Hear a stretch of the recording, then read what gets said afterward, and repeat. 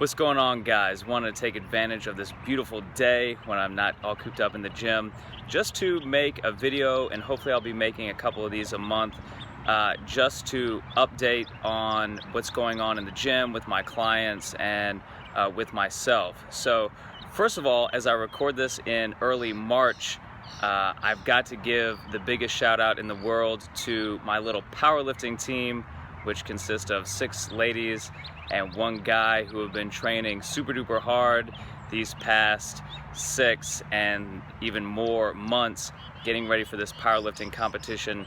That's the Battle on the Border. It's going to be in Fort Mill, South Carolina here this upcoming weekend.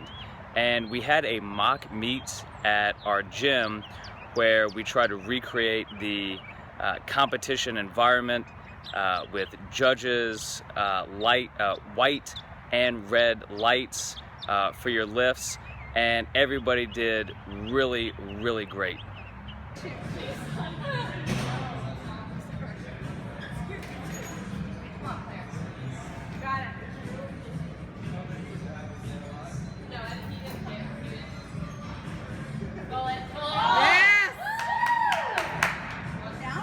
Down. Come on, Robbie. Yes. Nice.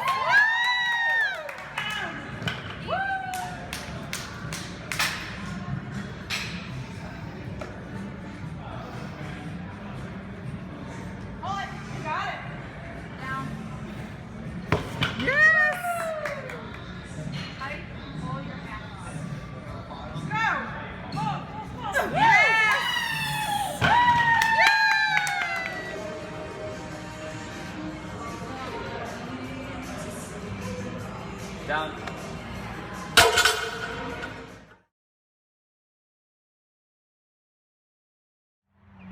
So I'm really looking forward to seeing how everybody does this weekend. Some of our competitors are gunning for some state records, and it'll be a good time, I'm sure. So I wanted to speak on 2 quick concepts and then leave you with a little tip, something that I've been incorporating into my own and my clients' training. So the first thing that I want to just kind of touch on is the fact that so many people, well really I should say mostly my own colleagues, are surprised at how much time, money, and effort that I spend on continuing education. Now a lot of them probably think that I know too much for my own good already and can't understand why or what benefit these extra workshops, certifications, and books might offer. And the simple fact is that I believe that if you're a professional, then you're also a perpetual student. And you know, this kind of should go without saying, but the fact is that as trainers, you know, we should have a process, an ever-evolving process for training people that is steadfast in its principles, but is somewhat fluid in methods, especially as it applies to different individuals. And the very fact is that if you look around in most gyms, you don't really see that process happening. Case in point, I heard about a somewhat popular kettlebell class in town that actually has people snatching kettlebells and doing Turkish get-ups without having even mastered the deadlift, simply picking up the bell with good spinal mechanics. And you know, that's really the seed of why so many people have bad experiences and bad impressions of a lot of these fitness classes and personal trainers in general. So to me, it's a way to keep myself honest, to keep myself grounded in the basics and the things that are going to yield the best results in the safest way possible for my clients. Right. My hands are loose. Right? That's gonna translate well when they get. Second thing I want to comment on, and actually kind of piggybacking off that idea of, always refining the process of fitness.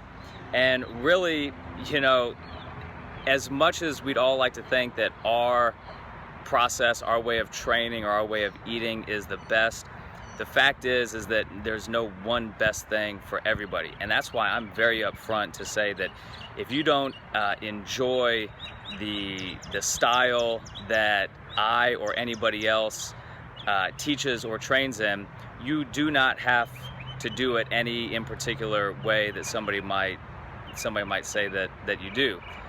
The point is that you must experiment and find what feels best and what you enjoy best. That comes to eating and that comes to working out. So that can be Zumba, it can be powerlifting, it can be running, it can be anything in between. But that's kind of my 2 cents, is that there's a whole heck of a lot of ego in addition to the marketing dollars that are going into this whole wild world of the fitness industry. So I just always like to go on record to say that anything can work as long as it adheres to basic, safe, principles and the healthy laws of nature, if you will.